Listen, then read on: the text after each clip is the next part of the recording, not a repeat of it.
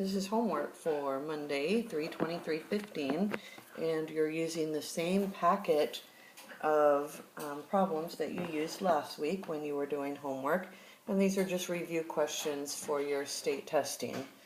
So tonight you should be doing 761, 773, 755, and 757. And please make sure that you do the problems on your own before you watch the video.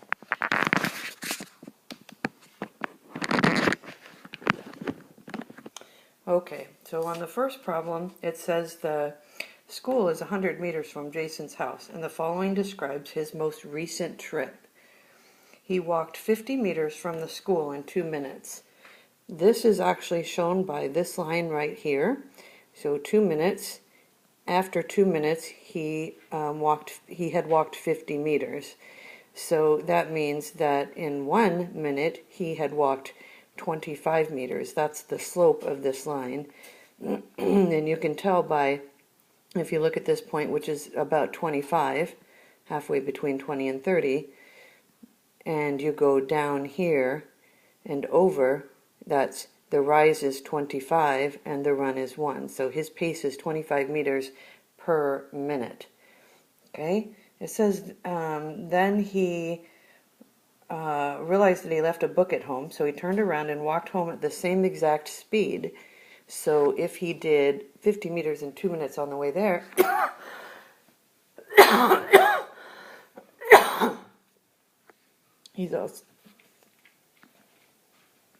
he will also do 50 meters in 2 minutes on the way back. So that will put him at 4 minutes. So if I put a dot there and then I just draw a line from here to here,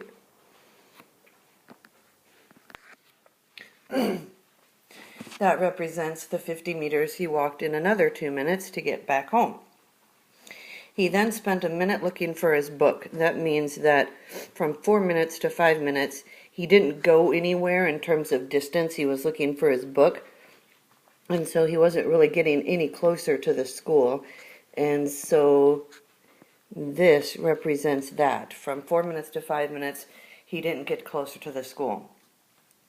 He then walked all the way to school at twice his original speed. So instead of doing 50 meters in 2 minutes, he's now doing 50 meters in 1 minute.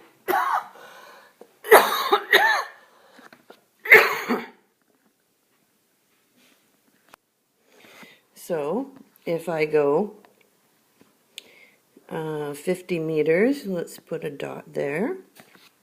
So he's at here. I need to go up 50 and over 1. And so there's going to be a point right there. And then school's 100 meters away, so I have to do that again. I have to go up 50 and over 1. And so there, and we'll go ahead and connect that. So this represents, this last line represents his quick walk to school, 50 meters in 1 minute. And that's the end of that problem. So now we're on, that was problem 761. Oops. So now we are on problem 773. Joe solved this linear system correctly. The system had 2 equations in it. The first one was 6x plus 3y equals 6. Now you've never seen a linear equation in this form. This is called standard form, and I'd like you to write that next to the problem. It's a different form than you've ever seen before, so I want you to write it down. I'll help you remember the next time you see a linear equation in standard form. And then this is in slope-intercept form, and let's go ahead and label that.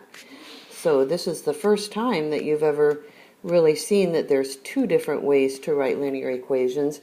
You can write them in slope-intercept form, and you can write them in standard form. So what he did is he solved this linear system, and it doesn't show you all of his work, but this shows you the last 2 steps. And it said that he did it correctly, so you don't have to worry that they're trying to trick you. His end answer was 6 equals 6. Okay, so now it's saying, well, which statement about this linear system must be true? Well, x must equal 6. Y must equal 6. there is no solution to this system, or there are infinitely many solutions to this system.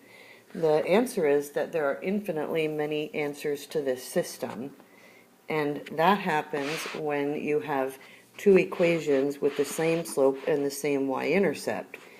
And the slope for this one you can see is -2, and the y-intercept is 2.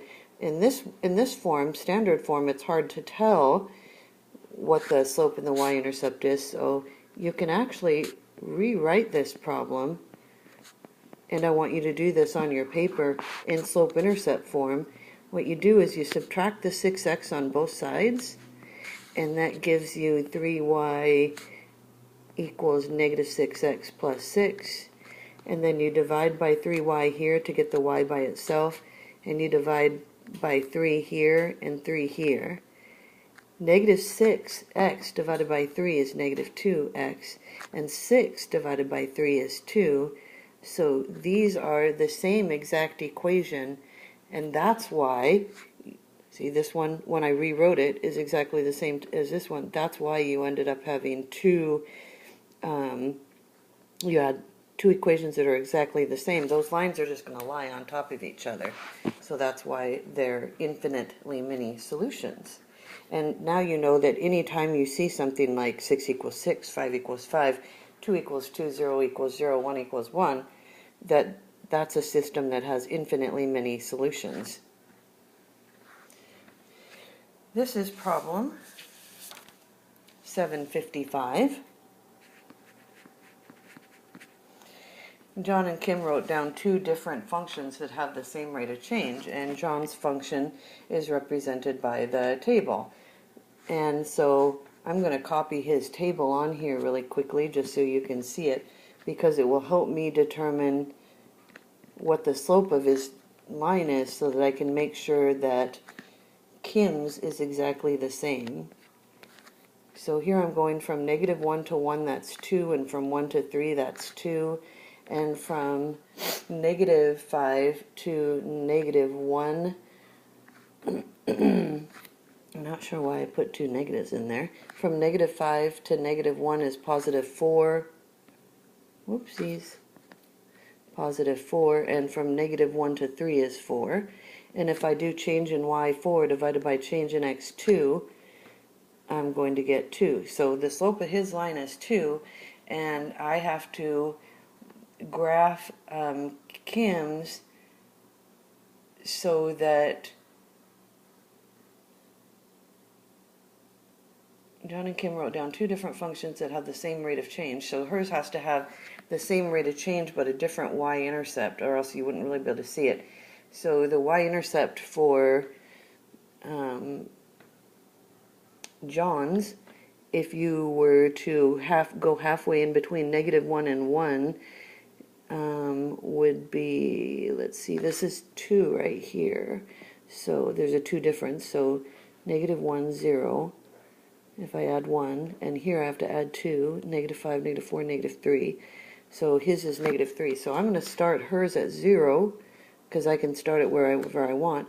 And then I just have to go up 2 and over 1. So here I go, up 2 and over 1, and I put a point. Rise is 2, run is 1. I know that from what I did here. And then again, up 2 and over 1. And then again, up 2 and over 1. And I always like to do some on the other side too. So the opposite of going up 2 and over 1 would be to go down 2 and to the left 1. I'll put a point there. And again, down 2 and to the left 1. Put a point there. And then I'll draw my line through there. And so now that's Kim's line. It has a different y-intercept, but the same slope as his, up 2 and over 1. Okay, last problem. This one says, use the add arrow tool to graph a system of two equations that has a single solution of -2, 3. So really the only thing I have to worry about is going over to -2, 1, 2, 3, and putting a point there, and then I have to draw two lines that go through that point. So I'll draw this line right here. It goes through there. And then I'll draw this line. I now have two lines. They're both going through the point -2, 3, which means that's the solution to them. And I'm done. Have a good night, guys.